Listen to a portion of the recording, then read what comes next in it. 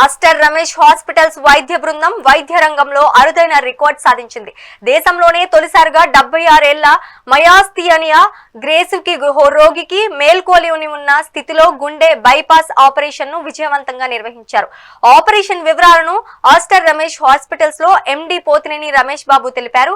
ఈ చారిత్రక విజయాన్ని సాధించిన మొత్తం వైద్య బృందాన్ని రమేష్ బాబు అభినందించారు. ఒక రేర్ న్యూరలాజికల్ డిజార్డర్, అందులో ఏంటంటే కొంచెం వీక్నెస్ ఆఫ్ ది మజిల్స్. ఈ ఏజ్ లో 75 సంవత్సరాలు అంటే ఆటో ఇమ్యూన్ మెకానిజం వల్ల స్టెరాయిడ్స్, తర్వాత పైరిడోస్టిగ్మైన్ అని కొన్ని మందులు అవన్నీ కూడా వాడుతూ ఉన్నారు. ఇది ఎందుకు కాంప్లెక్స్ అని అంటే వేళల్లో ఇన్ఫెక్షన్స్ అధికంగా రావడం కానీ, సో మత్తు ఇవ్వటం కానీ మయాస్థీనియా గ్రేవిస్ పేషెంట్స్ లో ఆ రికవరీ అవ్వటం అనేది, ఎక్స్టుబేషన్ కానీ ఇవన్నీ ప్రాబ్లమ్స్ ఉంటాయి.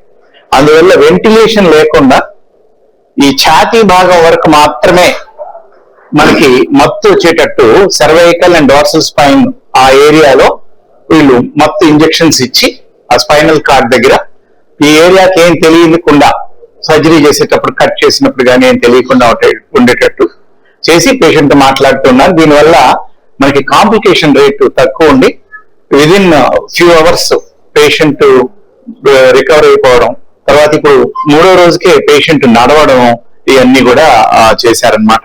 యాక్టివ్ గా ఉన్నారు. పేషెంట్ కూడా మాట్లాడతారు. ఇప్పుడు మనకి మన పోస్ట్ ఆఫ్ వార్డ్ నుంచి పేషెంట్ కూడా మాట్లాడతారు. ఆయన retired bank manager. So he was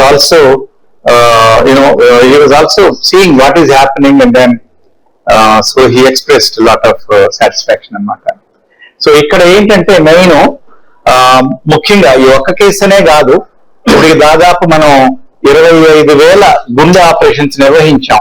విజయవాడలో మొదలుపెట్టి తర్వాత గుంటూరు, ఒంగోలు, ఈ కోస్టల్ హెల్త్ కారిడార్ లో సుమారు 950 బెడ్స్ పైగా ఉన్నాయి. ఒకదానికోటి అంటే అన్ని టెలిఐసీతో కనెక్ట్ అయ్యి, ఆ తర్వాత సర్వీసెస్ కూడా సర్జన్స్ కానీ అందరూ ఒకరికొకళ్ళు మామూలుగా అప్పుడు ఒక కోఆర్డినేటెడ్ ఎఫర్ట్ అన్నమాట. అంటే ఒక